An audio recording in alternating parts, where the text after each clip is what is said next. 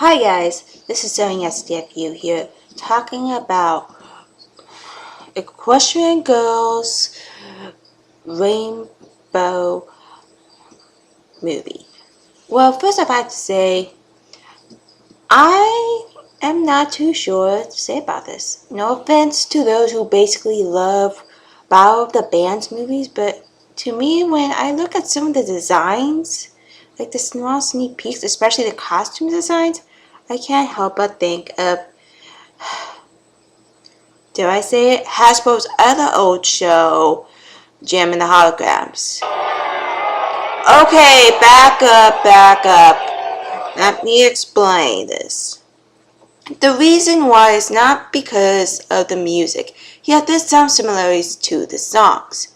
However, there's also the way the clothing are dressed. I know it's retro, but I can't help but think about it.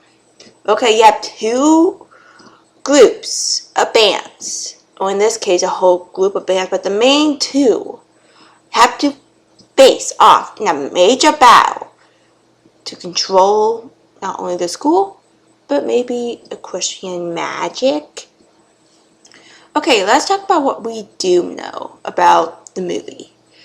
For those who basically saw the beginning clip, it sort of takes place about the same time when Twilight and the equestrian girls defeated Sunset Shimmer. And remember, this was about the time of the fall rumble.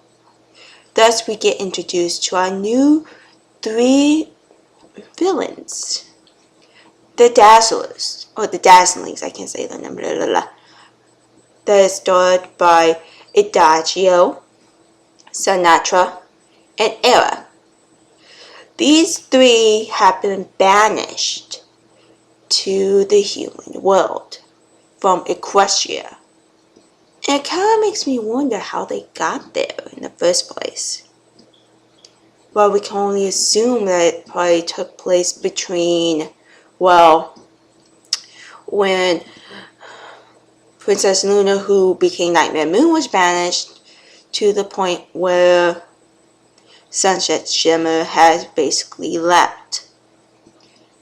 And I meant when she left as Princess Celestia's student, not when she was, when she came back to see the crown, whatever.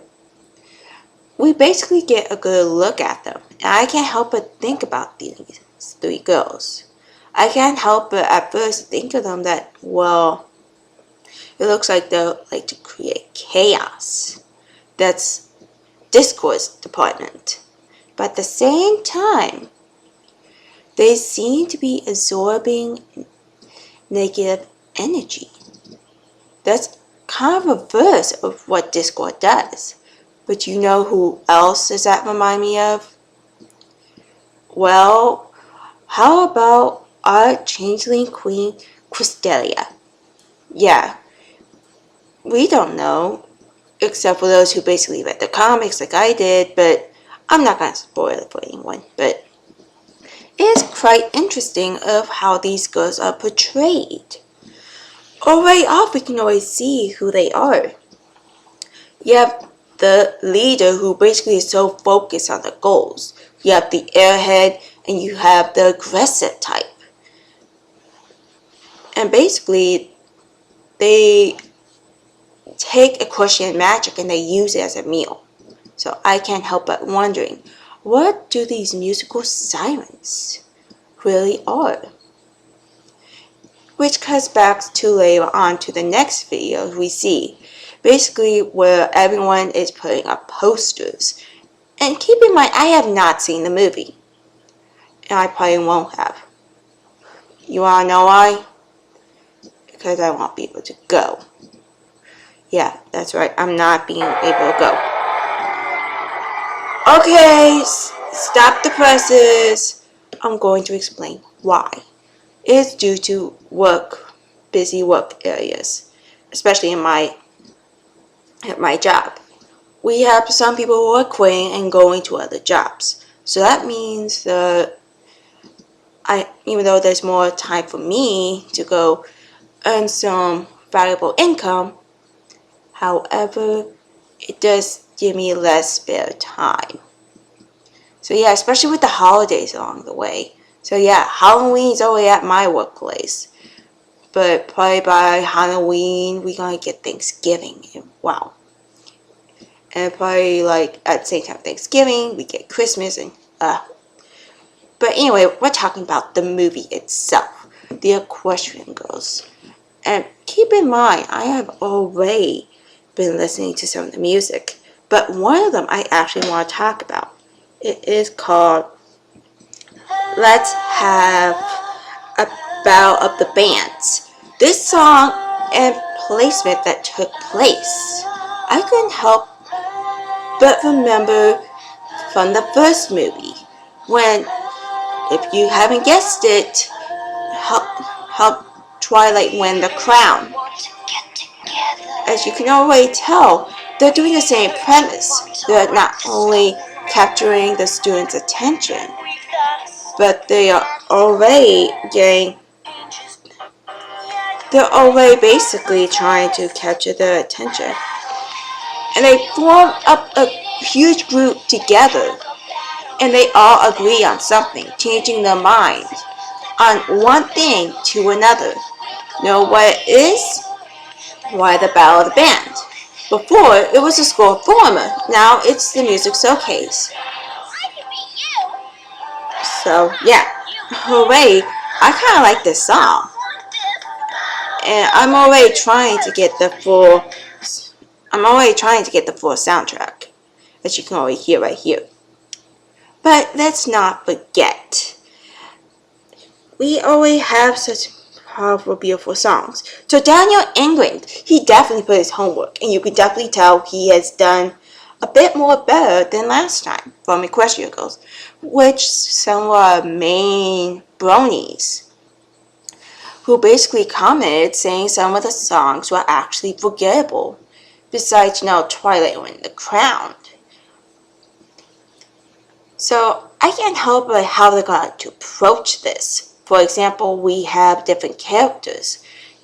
But what kind of throws me off was originally Rainbow Rocks was mostly going to be about the band versus, Trixie, for who basically read the books, like the ebooks that I got online. But now, basically, they have seemed to change up the story. But I'm kind of interested in how they're going to do this. Already, it seems like Sunset Shimmer has already learned her lesson, and now she's part of the main 5. But they kind of need Twilight's help back. So, it is kind of interesting in the preview how Sunset Shimmer is using her knowledge for good this time. She is using somewhat of a question magic herself to get Twilight to come back. And keep in mind, remember, it was stated in the last movie that by the time the moon eclipse, the portal will not be open for another 30 moons. And if I did my math correctly, let's see,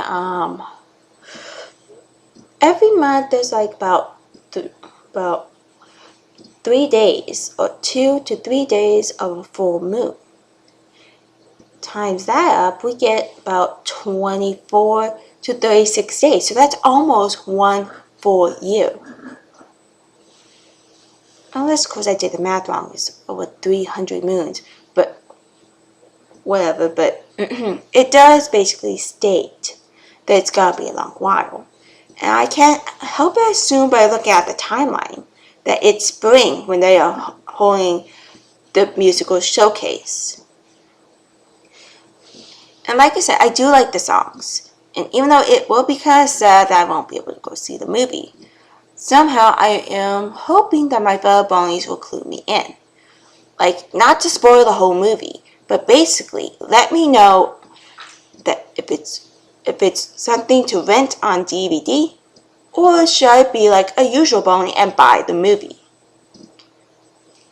So yeah, I am quite interested in this film, because this time we do kind of see the different premises of the group. Like, we do have Rainbow Dash on guitar, we have Applejack on brass, we have Pinkie Pie on drums. We have Ray on like guitar, and Fluttershy on the tambourine. And there's already a couple of songs I'm interested in, but I can't wait to see how they're presented. So keep in mind, fingers crossed, I'm hoping this movie will actually do much better. And for those who basically are wondering how I ranked like Equestria Girls, the first one, well, I couldn't help but rethinking. I watched the movie over and over again. And I did see some mistakes, and there were some questionable print incidents, but I did have to keep in mind about how long the movie was and the story itself. So basically, I had to give it 2.5 stars. So I hope you guys can basically keep up and keep an eye out. Who knows? The soundtrack is already available on iTunes. I just can't wait for the movie to come out, which will probably be in a couple of months, depending on how fast it's going to come out. Well, 7SDFU signing off, and hope you guys enjoy Equestria Girls Rainbow Rocks.